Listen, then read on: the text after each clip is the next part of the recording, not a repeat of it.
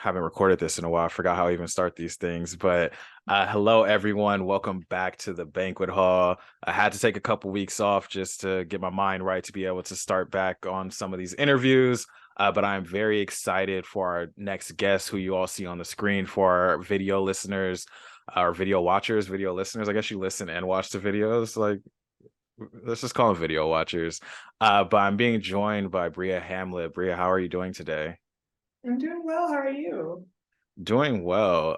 Just very excited to be here. This is the first time I've seen you outside of like social media in some time. So it's good Yeah, to it's just been a see your while. face and yeah, just feel your energy through the Zoom screen. So thank you for joining the banquet hall. And I want to get right to it. So the first question that I ask all of our guests is, where are you from and how did that shape who you have become? Gosh. So I'm from Baltimore, Maryland. I'm an East Coast girl. I was born and raised there. I stayed there until I finished undergrad when I was 22. And so, how did that shape me?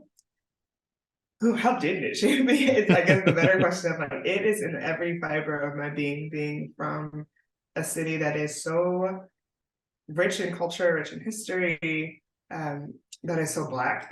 It's an inherently it's a Black city. I was actually talking to a friend about this earlier.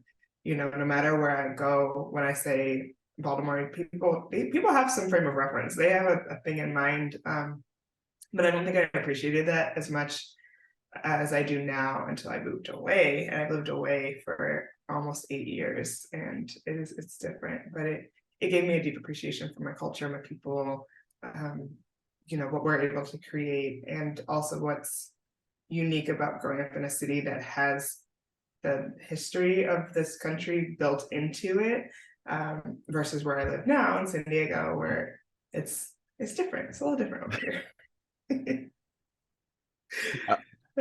Yeah. I feel like whenever people not from San Diego mention being in San Diego, and they're like, it's a little different. There's just so much that's tied into that. So it's a little Yeah. different. Like there's a little inflection of the voice that happens. Literally anybody, because I mean, I'm from LA, which isn't even that far from San Diego. But when I go home, people, oh, like how's San Diego? I heard it's beautiful. I'm like, yeah, it's beautiful. It's a little different than LA, but Yes.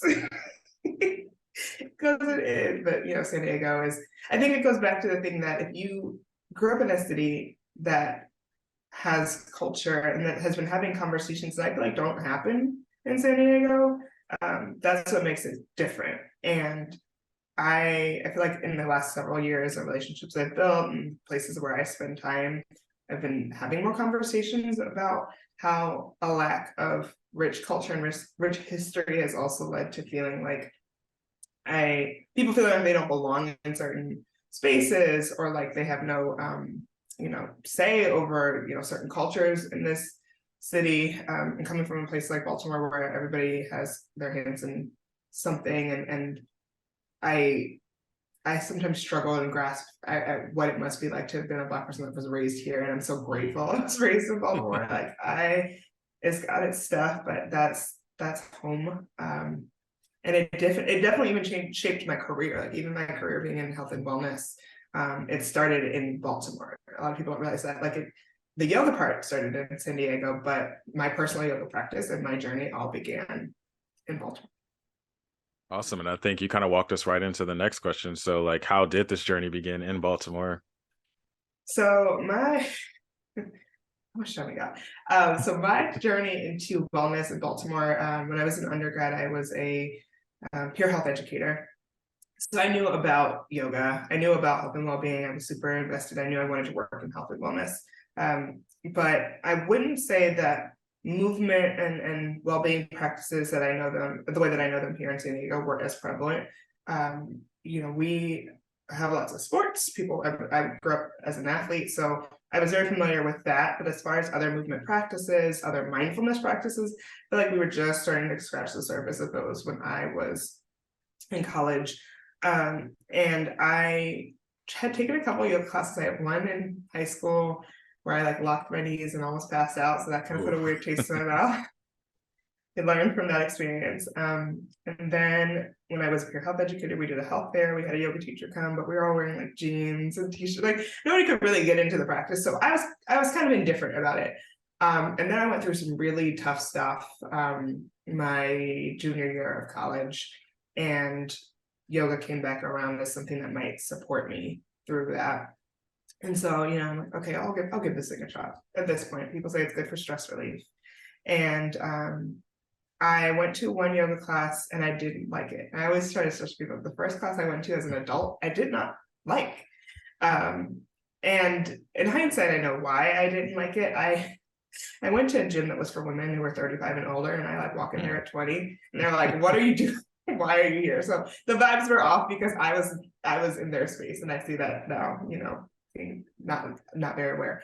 But the next class I went to, I didn't give up after that first one. The next class I went to was at a boxing gym randomly, but the teacher was a trauma-informed teacher, and so the way that she led the practice was what I now know to be very embodied. I didn't have that language back then. I didn't know that word back then, but it was a very embodied practice of really returning your mind and your body back to each other. And she really held space for us to just feel instead of trying to do so much. And it cracked me right wide open. I sobbed, ugly cried on the mat.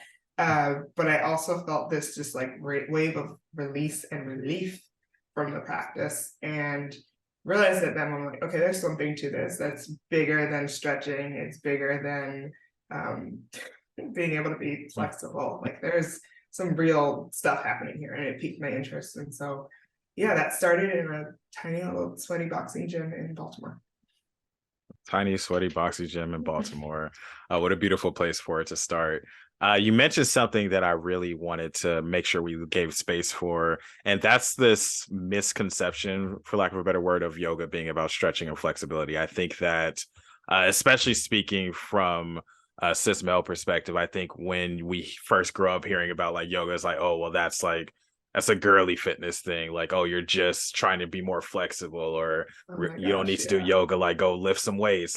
If I could just go back to younger Kyler and let him know that if he decides to try to master yoga poses versus trying to get that damn dumbbell up, or try to lift and do chest and whatnot, my back wouldn't be hurting as much when I stand up at work and whatnot. So I guess the question, or kind of leading you into your thoughts, is what do you have to say when people think that yoga is just about stretching or just about flexibility? Oh gosh, I think it depends on their perspective. But the number one thing I tell folks is that yoga is physical asana. So what you see, the poses, is one of 8 limbs of yoga. When you get into yoga philosophy, movement is just 1/8 of the overarching philosophy around the practice. Yoga is so much deeper and richer than stretching, and stretching is great.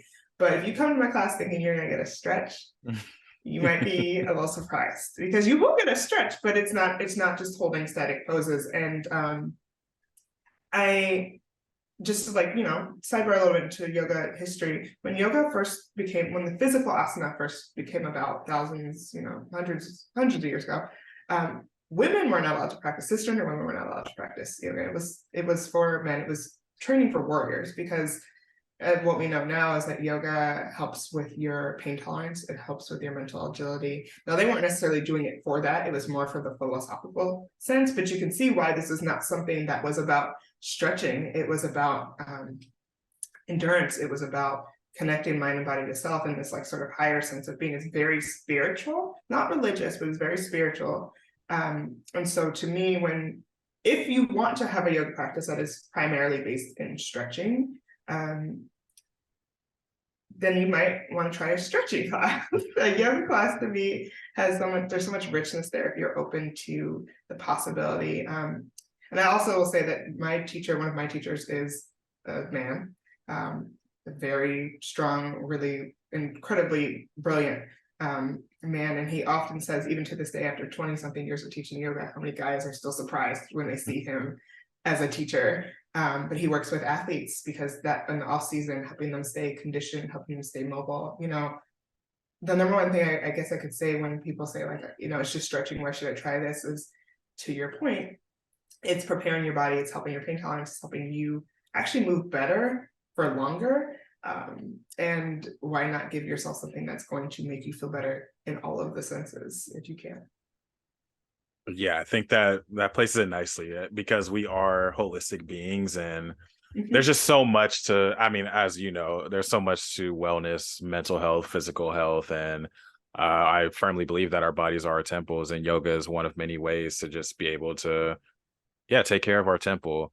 Another thing that I think really stands out, just hearing you even talk about yoga, is that this isn't just a hobby for you. Like, this is something that's part of your lifestyle, it's part of your brand, and it's Mhm. part of your, like, your education. Like, you're very knowledgeable about the practice, the history of the practice.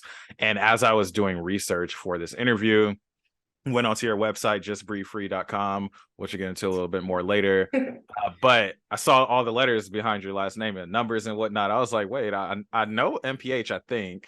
Then there's CHES and RYT 500. So I wanted to give you some space to talk about like some of your educational background, some of the certifications you have, and how that kind of influences or frames the work that you're doing.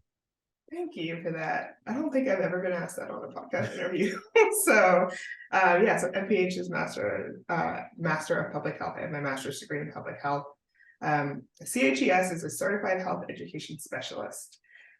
So that's a credential that is given to health educators, and essentially means that we know how to teach people about wellness concepts. And it's in short, teaching people how to be healthy. But primarily, the way that we teach is I'm giving you the information in a way that it's clear, that matches your literacy level, and then you decide how you want to apply it. And I feel like that works so well with me being a yoga teacher. So the RYT 500 is a registered yoga teacher 500, meaning I've taken 500 hours of study for my credentials. So I am a certified teacher. I have studied all of the things. You need at least 200 hours to be certified. So the extra 300 was just me to develop a deeper understanding of the practice and to deepen my own personal practice. So yeah. So you know what you're doing is what I'm hearing from all that. A little bit, yeah, I know what I'm doing. I've been teaching for five years, so it's been a while. Yeah. 5 years. Wow. So let's shift coast real quick from the East Coast to the West Coast. What brought you to sunny San Diego? UC San Diego brought me to sunny San Diego. If I sound familiar to you and you've worked at UCSD, you probably have met or come across me. I was a health educator there for 3 years. I loved that work. I still look back fondly on that work that connected me to so many wonderful people. But yes, I moved for work. I didn't know how long I was going to be in San Diego. I didn't necessarily come here thinking I was going to become a yoga instructor, but I do believe in divine timing and divine alignment. And so I was looking for a yoga studio. I had been at UCSD for a couple of months, and I'm not going to lie, I was struggling to find community. And I think there's a lot of reasons, and not from like a staff or student perspective, but more just like finding community in San Diego outside of work. I said, okay, well, I'll join a yoga studio and get to the studio, and they had one spot left in the yoga teacher training that Oh, was wow. starting in 10 days. And I was like, why not? This truly was just like, why not? This is meant for me. So yeah, UCSD brought me here, and yoga has kept me here. Good old UCSD. That's like the thread that connects us all on this podcast almost. I think out of all of our guests, I think there's only one who isn't affiliated with the University of California, but the only reason I had that guess was because of someone who went to UCSD. So it's just like See? this connecting thread, and UCSD is how our paths crossed. My Mhm. first recollection of when we met in person was, I think, because we had this Black staff group chat, and I think that we had mentioned like, oh, some of Yeah. us are gonna meet up for lunch at Price Center. Then you came, and we had that. Wow. I feel like we had that San Diego's weird, where the Black people at moment at the table. It did. Wow, I forgot all about that. Oh my gosh. Those are when I look back on like things that make me happy, at least we were able to bond over how strange our experiences were. Because most of us, if not all of us, were transplants. Almost all of us were transplants here. So yeah. Wow, what a time. What a time. Yeah, and time just keeps on going forward. But I think that that's where that community aspect is important. I think when you're working at an institution, when you're coming from somewhere far from home, for a person like yourself, it's important to just have people at least from my perspective, if anything, just to make you know that you're not tripping. Like when you be like, yeah, isn't it kind of Right. weird when you walking along this big ass campus and nobody says Yeah. hi to you? And it's like, yeah, that is kind of weird. Truly, truly, just having that sounding board. I remember, I don't even know if she still works there, but Dorian, one of the therapists there, reached out to me as soon as I started and was like, let's get coffee. And I'm so grateful for Mm, that, because in that moment, I was the only Black person in my department. I was one of, I think, 3 in my building, and most of the others were, or the other 2, most of the other 2 were support staff, not to minimize what they were doing, but our paths didn't cross really for any real reason. And so it felt lonely if not for the people who reached out. And I think we did a pretty good job of building community as best as we could in those days. We tried. hey, we did our darndest, is what I will say. And it's funny that you say like most of us, or like some, when there's like such a small percentage, because I think that that's just how impactful community and representation is, to where if you're talking about 4 or 5 Black people, like, yeah, most of these 5, like, this is important, like whether it's Yeah. 3 to 5, 4 to 5, whatever it might be. But I'm happy for those community spaces. And thinking about identity and what it means to be in community, something that's very evident from at least my perspective, not only your branding, your website, knowing you as a person, is the love for the people that you serve and how important it is for you to serve marginalized communities. I think you mentioned it a couple of times on your website. I'm not sure if the brown aesthetic is specific to marginalized communities, but I know, just knowing you as a person, I know that you love serving your folks. So what does it mean for you to serve marginalized communities, and how do your identities show up in some of the work that you do? Yeah, it means everything. And yes, the brown aesthetic is very intentional. I want people to feel greeted and warm when they encounter my content, because I hope that is what they get when they're in class with me. Um, but I love Black people. I love brown people. I grew up around my people. And so to me, being able to cater back to and pour back into Black and brown folks is like top tier. I tell people all the time, at the very least, I will always be a Black woman. Will always be Black. I'll always be Black. And then catering to the LGBT community. I'm a queer person as well. And so it's important to me to give wellness directly to us, both Black and brown folks, queer folks, and the both, the and. Because we traditionally have not had access to it.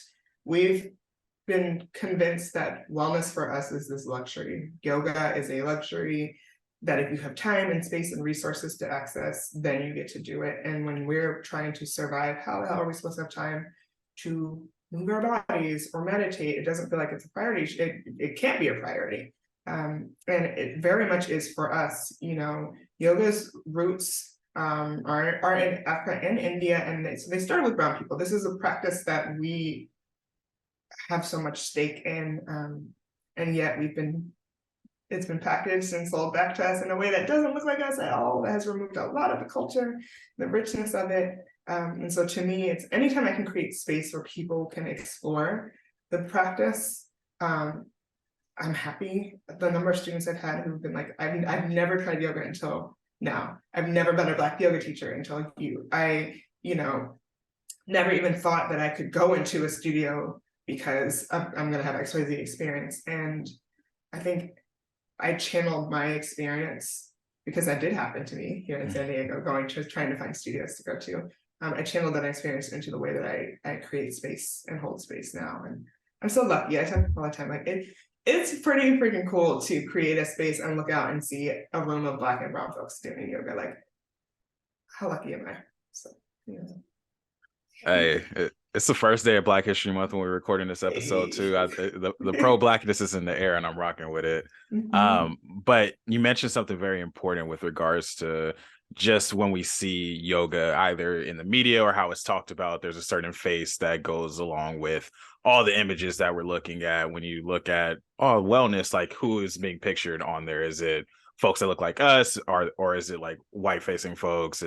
Who is it that's depicted when you think of yoga? And so I think it's just so important to highlight stories or just even the act of doing yoga. And that's one thing I didn't necessarily plan on asking this when I started talking, but it just came to mind. But one of the things that I think I really appreciate about following your social media account is just like sometimes I click through your story and you're just doing some yoga, like having a mindful moment. And it's like, damn, like I can't do that pose, but this is a But moment to you remind me that I can do something related to yoga, related to wellness, related to my body. So yeah, just I appreciate the stories. If I know you got a lot of people that appreciate the stories, but I appreciate just seeing you take that mindful moment on your social media account. It kind of gives me permission to like just I can breathe real quick, and I really value that. yes, thank you. That's such high praise. That's the, you know, as an educator, I tell people all the time, I'm a lifelong educator in the health and wellness space. And when you give people information, you give them permission. I've said that to explore, to make a change. And sometimes it just feels like that's all we need. And if you watching me be like, I'm gonna sit on this mat for a couple minutes and just breathe or talk about, you know, what's going on in my mind and how I ground, then I'm a better human because of it. So yeah. Awesome. So the next thing that I want to talk about is kind of just the process of getting into yoga. I think that for a lot of people who have this preconceived notion that it's all about like flexibility, you need to be super flexible to get into yoga. I think that there's some people who just dismiss the premise of even being able to do yoga. So what advice do you have for someone who hasn't done yoga before and is trying to get started as part of their wellness or as part of their fitness routines? Whew. So I think a couple things. I think there's like three main things that I would suggest if you're curious about yoga, but you're not sure where to start. One is, do take the time to find a teacher who you think you'd resonate with, just on an energetic level. I do know a lot of folks say, you know, just jump in. My issue with just jumping in is that there's a lot of yoga. People don't understand how many different limbs of yoga there are, like I spoke to, and that the asana, the physical poses, are just one part of that, but also the styles of yoga. So I'm primarily a vinyasa yoga teacher. That means to flow. It means breath to movement. I also teach hatha, which is more pranayama or breath work focused, and we do some vinyasa movement, but we're primarily like holding poses. So depending on what class you show up to, you could have a completely different experience. So taking the time to just do a little bit of research about who you're taking class with and what kind of class it is will go a long way with you. Or even asking the studio, like, hey, I'm new, what do you suggest? Will go a long way in making this experience more pleasant. Another thing I would say, the second thing is, meet the practice with curiosity instead of judgment. The Mm. number one thing that I hear from new students is, I'm not flexible. It's like the negative self-talk. I'm not flexible. I can't do this. I'm gonna look terrible. I'm gonna look silly. And I I want for more people to just know that it is you and your mat, and anybody who's looking at you trying to figure out what you're doing is completely out of their own practice. And most of the time, they are not looking at you. I have stood in front of many, many, many rooms of people who are practicing yoga, and they are just trying to figure it out in their own bodies. They are not paying attention to what is happening with you. And if you're ever in a space where you feel like that is the case, where the teacher is more fixated on what you are doing in your body and critiquing it than supporting you in the practice, doesn't sound like a very healthy environment. So greeting yourself with curiosity instead of judgment, I think, is a huge part of it. And then I also would say, taper your expectations as far as both good and bad, right? Like, it might not blow your mind the first time you do it, because so much of yoga is mental, and getting your mind to a place where you can actually embrace poses that you maybe never tried, or standing in a way like you're like, even something like a warrior pose, you're holding your arms up. It can feel strange if you haven't done it in a long time, and it can feel even stranger when you're like, people are watching me and I don't know how to embody my inner warrior or whatever. You know, you start to psych yourself out. It's like, it might feel weird, and that's okay. Anything we try for the first time is weird or different, but that doesn't mean it's bad. And also, if you have an amazing first experience, also there are going to be some days when you're mad where you're like, that didn't stick, because it's about a journey and not like the destination. So yeah. research, curiosity, and instead of saying less expectations, I would say detachment to the outcome. Just be present and enjoy. Detachment to the outcome is a bar. I like that, just because I look back as you were speaking through that and like what a good supportive yoga instructor is doing. I thought back to my first time ever doing yoga, at least that I can remember intentionally doing yoga, versus like PE class in second grade where they tell you to sit in like a lotus position or something.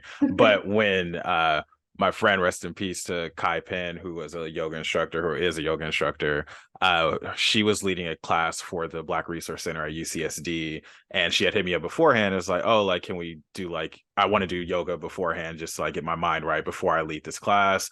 And so we went into rec gym. It was just us in the gym, and we were like just doing yoga. And those things you're talking about, like being supportive, focused on what you're doing and doing it intentionally, because I think coming into it, I was like, okay, I need to stretch perfectly. I need, my arms have to be exactly like this, but really being in tune with your body and the movements that your body's making, how you're breathing. I just feel like I learned so much from that initial time doing yoga about being in the moment, being present, being intentional. So I love just hearing you talk about just your process as, or your thought process as an instructor, because I think that I'm a stubborn. Before we start recording, we talked about being Tauruses and whatnot. I'm stubborn. Yeah, So same. when it when it comes to people teaching me how to do something, if I don't like how they approach it, I'm like, nah, bro, like you're not the one. So I think it's very important, those like pillars of advice that you gave for someone looking to start their yoga journey. Absolutely. Absolutely. And you know, I have my moments too. I'll say this as someone who's been practicing for almost 10 years and been teaching for 5. I still have my moments of resistance and friction within self. And it's a practice. That's why they call it a practice, not, you know, like you can't win at yoga.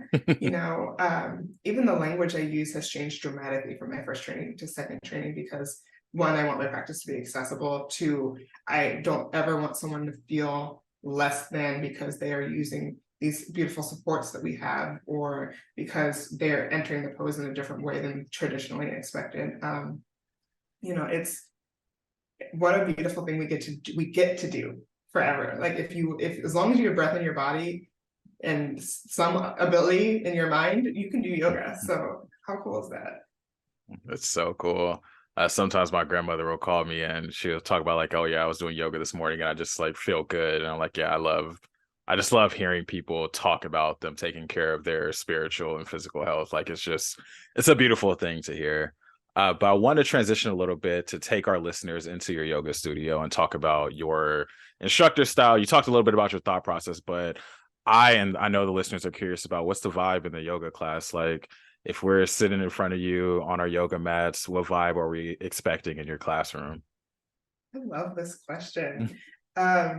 So I think the vibe that I go for, and you can kind of see my home if you're watching the video. The vibe that you feel in my home, or the vibe that you see on social media or my website, I try to carry that with me everywhere I go, no matter where I'm teaching, because I taught in rec room, I've taught in some sketchy places, and I've also taught in some beautiful studios. And so the vibe that I try to carry with me is, it sounds cliche, but like yoga for everybody. And when I say everybody, I mean every physical like body. So I want the space to feel comfortable. Whatever props you would like to use to explore your practice, usually are going to be there. The kind of music I like to practice to, I am a teacher who teaches to music, and there are opinions in the yoga world about whether or not that is a thing that you should be doing. I like it because I think, especially for Black and brown folks, music is like a gateway to our souls. It helps us let go. It helps us be embodied. And so I play music that I think will resonate typically with some sort of like melodic beats. I used to teach a class called Soul Flow Sunday every week pre-pandemic. That was a wonderful time. And it was all R&B and hip hop and lo-fi and just like vibey, very vibey. And so I still carry a lot of that into the classes that I teach now locally. And I would say that I spend a significant amount of time at the beginning of class in what we would call like a down-regulating state. So you get a chance to ground into the space. To me personally, we carry so much energy in. And when you have 25 people cycling into a room and they're all bringing their different energy, I can, as a teacher, look out and see like, oh, this person's stressed and this person's probably depressed because of the way they're showing up in their body. How do I get all of this to here? And not physically all here, but just like energetically all even keel. Because you're gonna feel the energy. It's kind of like, have you ever been to movies and the person next to you like can't sit still and they're like wrestling and you're trying to watch the movie, but they're just, and you're like, oh my gosh, I can't. So like thinking about that, if I can't, and I mean, everybody's gonna be a little bit different, but my goal is to get folks present, grounded, good. So we do some breath work, we work through some tissue, and I really offer, everything I give is an offering. It's not a requirement. It is a little bit of a different approach than I think is what's traditionally taught to teachers, which I'm not a huge alignment teacher anymore, meaning like your ankle needs to be beneath your knee and your hip needs to be here. Sure, to make the pose look like what the pose traditionally looks like, you're looking for that shape, but everybody's joints are shaped differently, everybody has different mobility, and the last thing I want is for someone to hurt themselves trying to look like the person next to them. So oftentimes the language I offer is, you might explore this, or if you're looking for a different sensation, you might try this. If you're looking to find more depth here, explore this. So there's a lot of offering, there's a lot of opportunity for self-exploration. And what I found is when I stop and I look at the room and everybody's doing something different, that makes me feel good, because that means everybody is doing what feels good to them, not what I just told them to do. It shouldn't be painful. A challenge, sure, but painful, no. So you can expect to feel greeted by a Black woman, a queer Black woman who loves her culture and community. You're gonna feel it in the music and the aesthetic, and also a very accessible, hopefully interesting practice. And you probably sweat a little bit because I do like to move. So yeah. Hey, I think a little bit of sweat is all you can ask for. But I really appreciate what you just said with regards to accessibility and the idea of making sure that you're instructing for everybody, because I think, especially like as a bigger person, I know that there's times where you see people doing yoga, and once again, going back to the aesthetic that's pushed out in the media, it's these thin white women essentially is what you see with any type of yoga experience. And it's like, yeah, I don't know if I can make my body bend that way. And if this is the aesthetic that it's being pushed out, I might be feeling discouraged from doing it. But knowing that there are just ways to go at your own pace, being invited to do different parts of different poses. And I think that's really the most, well, I won't say the most important part of yoga, but what I love about yoga instructors is just how you're able to walk people through that experience or guide them through that experience and make sure that they understand what they're doing and why it's important, because it all comes back to intentionality. Like, yeah, we could talk for hours about just breathing techniques and different intentions, but I'll save that for folks can register for your class and learn a little bit more. Definitely. The next thing that I want to bring up, because as I was once again stalking you on your website, which I do for all of our guests to the podcast, I was looking at some of your blog posts from 2019, and I found them to be pretty interesting. The one that I wanted to bring up is what's in your yoga bag. I'm curious if what's in your yoga bag today is the same thing as it was in 2019. So there are 5 items that are on this list: aromatherapy spray, LED candles, mat spray, great music, and pleasantly scented hand sanitizer. Has your yoga teacher bag evolved since May 12th, 2019? Oh, what a great question. Do I even carry a teacher bag anymore is the question. Oh, wow. Does the bag So exist? I wasn't expecting that answer. So yes, the bag does exist. So instead of aromatherapy spray, I have a Palo Santo roll-on that I put on before I go into class, because I found that, much like with anything, when you have that familiar scent, especially for my students who come to class regularly, it helps you associate the scent with the feeling, right? So like if they feel calm, I hope, in my presence, and then they smell that scent, before I even start talking, it already starts to help downregulate. So I'm more intentional about the aromatherapy. I don't use spray anymore because people are sensitive to smells and things. So like spraying something into the room, you want to get consent before you do that. That's something I learned. Versus a roll-on myself. So that's still, well, that's the new thing. I would say, what else is in my bag? My sequencing journal. So I recently, I would say within the last year, started sequencing out classes ahead of time, on paper. So often in our minds, we have, this is the pose I want to work toward, but I've been learning more about how to prepare the nervous system for yoga, because often the mental resistance is half of the battle toward the physical resistance. When people are like, oh, I can't do that. Like for me, I guess a good example is when your jaw feels tight and you're clenching your jaw because you're stressed. It takes your brain feeling a less stress to even understand, oh, my jaw hurts because I'm holding on to, because you don't even feel it because you're just like, everything's tight. So when I sequence now, I sequence with a level of intention of, if the goal is to help my students relax their shoulders, I got to start with their jaw, and I got to start with some other stuff. And so taking the time to write out sequences has been really good for me. It's also made me a little more creative with my flows. So Palo Santo roll on, my sequencing journal. I also have a galaxy light for when I teach in the night, which I just love. If you've never heard of them, they're like looks like the night sky. Sometimes they look like an aurora borealis, or like it's just, again, a vibe. I love a good vibe. I love a mood setting experience. So that's in there. I still have hand sanitizer because germs and everywhere. And I would say, I'm like thinking of like what else is in there. I also have, so I don't do spray, but I will sometimes burn incense before folks come in part because when you're sharing a studio with many classes back to back to back, and we say this, there's one of the limbs of yoga is a term called salcha, it's cleanliness. And so it's hard to do deep breath work if the room ain't fresh. And so sometimes it ain't fresh after the class beforehand. So I come in, I just do a little wave of the incense, I put my Palo Santo on, and I'm like, this is what we got for the day. So most of the time it's everything in there now is catering more to my students and less toward me. And that's an interesting, now that I'm even thinking about this, I'm like, wow, that's growth. I love that. I love that for y'all and for me too. So yeah. Hey, that's awesome. I love seeing people realize their own growth. Do you have a specific incense that you typically rock with? I'm always lighting incense. I got incense going right now for this podcast. Yeah, oh my gosh, I have to look it up on Instagram. Is it Sacred Soul? I'm gonna look real quick because I want to shout them Go out for because it. they're based in LA. But I got them at a festival I went to, a wellness festival I went to. And but as far as scents go, I love lavender. I'm always gonna have lavender incense. I love white sage, if you can find it. Is it sacred?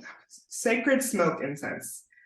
Just check them out in general. Literally everything they've ever created is a vibe and smells good, so you can't go wrong with any of them. But yeah, I love white sage. I love Palo Santo. I love lavender. To me, when I think of traditional yoga studio scent, what you're usually smelling is a lavender incense. And so it's very, it can be a little fragrant. It can be a little bit much if you're not used to smelling it. But once you get used to it, it's just, again, this is the same reason why we put lavender in our bath, our bubble bath, and like all that other stuff. It's just good for the body and the mind. So top tier scent for me. Sacred smoke incense. I mean, I love a good black aesthetic, and the little black sacred boxes are fire. So I know what I'm gonna be doing after this podcast. Order me some incense, and it's from my hometown. I always love supporting my LA businesses. Yeah. Rounding out to kind of the tail end of the podcast, have a few quicker hitter questions. Just some things, whatever is first top of mind, just let it all out. The first one, when it comes to self-care, I know that for a lot of people, yoga is a form of self-care, and I'm curious for you. I'm assuming yoga is part of your self-care routine, but what other parts of your self-care routine come out besides yoga? Oh my gosh. So Team Taurus, I love self-care. I love all of the things. First thing that comes to mind is cupping. I really love cupping. If you've never tried, have you tried cupping before? I have not. So here, I'm gonna get on my soapbox for a second. Cupping is it seems a lot scarier than what it actually is. If you're not familiar with cupping, there are these glass or plastic orbs that are placed on the skin, usually on your back. You can do it on any large like muscle group. And they either use vacuum suction or I could do fire cupping. So they use basically the lack of oxygen in the fire from the fire, and they place it on your body, and they separate the tissues just enough to create like blood rushing into stagnant tissue. So you get those giant circles. So if you ever watch like swimmers, particularly at like the Olympics and stuff, you see all those circles on their backs. That looks wild, feels amazing, especially if you have parts of your body where you have injuries. I typically get it on my shoulder because I had a really gnarly injury 10 years ago. So that's like top tier self-care when I can do it. I would also say that I really love walks, like just going for a walk when I can. The rain that we've had the last couple of weeks has really messed with my walking routine. I love rain, and I also was like, it's hard to walk peacefully in the rain. Yeah, like, I I'm feel just you. cold, but I do love the rain aesthetic when I'm inside and dry. But taking a walk is just so good, just like moving your body, not looking at your screen. Sometimes I'll put my AirPods in and just like listen to people. Like they're in, so people don't talk to me, but I'm listening to like people and birds. And so that for me is a huge part of my self-care practice. And I also journal really avidly. A lot of people don't know, but I love to write. It's a good way for me to manage anxious thoughts that may be coming up, or after I meditate, just needing a place to like dump the feelings. I would say are my like more, basic everyday self-care stuff, but I love all the things: skincare, massage, chiropractor, and I box. A lot of people also don't know that when they see me on the gram and they're like, dang girl, you look strong. Yoga will help you, but I box and I lift weights, so that's my secret. I forgot that you box. I should have been asking some boxing related questions. Next time, have you back. Next time, JustBriFree boxing. Never know. Next up, who are some of your inspirations? These could either be people within the realm of yoga and wellness, or just in general. Like, who are some people that inspire you? Either people that you know, people you don't know, people you've never met, anything. Oh my gosh. First person that comes to mind that I have not met in person, but have talked to quite a bit online is Jessamine Stanley.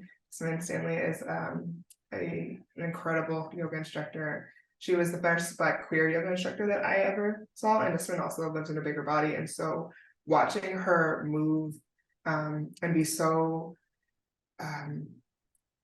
thoughtful with how she talks about the practice and making it so accessible, like leading with accessibility in the way that she does. I just was kind of in awe because I'd never seen someone both have such a strong, incredible practice on their own, but intentionally make it more accessible, because a lot of us tend to want to do the hardest thing or like the most dramatic thing. It's like, no, just because you can doesn't, that's not how you should be teaching it to the everyday person. So I admire the hell out of her for that. She's just a dope ass human being and very funny. I would also say who I admire in general right now is my mom, and I know it's like real cliche, but my mom is a student of mine. I work one-on-one with my mom quite a bit, but my mom has been able to avoid knee replacement surgery because of her yoga practice. And I have just been in awe of watching her surrender to the practice, and that like kind of, instead of being resistant and critical, getting curious, but also watching how she's literally been able to heal herself, to me is just like so many things are possible. So yeah. And funny enough, Jessamine and my mom have met each other, but I have not met Jessamine. Oh, wow. Yeah, I'm not jealous. Wow, it's funny how the universe works sometimes. Next up, how can people support you, whether it's in a monetary way, in a non-monetary way? What are some ways that our listeners can support you after learning more about your story? Absolutely. The number one thing I would say is if anything you're getting resonates with you, connect with me, as you can connect with me through Instagram, through my website. I do take I teach private classes, I teach workshops. So if you want to have me in to talk to your group, I'm open and definitely down to see what works best for you all. And then if you see anything, sharing with your peers, just growing the network is always nice. To me, the richness of connection is just as valuable as money. And then also connection brings more money. So definitely just stay connected, stay tuned into what I'm up to. And if you have questions, I'm generally pretty, receptive to like answering, talking to people, through DMs and stuff. So definitely don't be a stranger. Do not be a stranger. And of course, you can learn more about Bree at justbrifree.com. That's JustBriFree.com. Last thing before I give you just a mic for anything that you want to mention, any shameless plugs, just I like to end all these episodes with just general words of advice. It could be related to yoga, it could be related to wellness, it can be related to just taking a pause. But what's one thing that you would want our listeners to walk away from this podcast episode just as a piece of advice? I would say flow over force in all of the things in life. Flow over force. If you feel like it's not flowing, it's probably because you're forcing it. So let it flow. I'll take that in for myself. I had to sit for a second with that one. I'm like, maybe those are the exact words I need to hear today. Um, But Brie, you've been amazing as a guest. I really have appreciated our conversation. Is there anything on your mind, on your heart that you want to let go on the airwaves, or any shameless plugs that you have? Anything else going on in your life that you want folks to know about? I would say the only other thing I can think of is if you are curious about meditation, I am expanding my offerings from just yoga to also more meditation classes. I am an insight timer. So if you go find me, I'm at Bria Hamlet or JustBriFree. You can search either of those and I'll pop up. But I'm really enjoying getting to share, little gems that float around in my head in a real way. So definitely check me out there if you are using that app. But otherwise, no, thank you for having me. This has been wonderful, and it's just so lovely to share and to take up space and create our own space. So thank you for doing this. Yes, shout out to taking up space. I feel like that's the best thing we could do with all of our talents is take up space. I feel like we've given space enough in our lifetimes. This is the age of taking up space. But Bree, thank you once again. The first Black History Month episode of the Banquet Hall. You were the first star of the Banquet Hall for Black History Month. Want to thank you for your time, for your intentions, for your story. And until next time we have you on the podcast to talk about boxing, want to thank you once again. And listeners, hope you'll have a good rest of your day wherever you're tuning in. Thank you.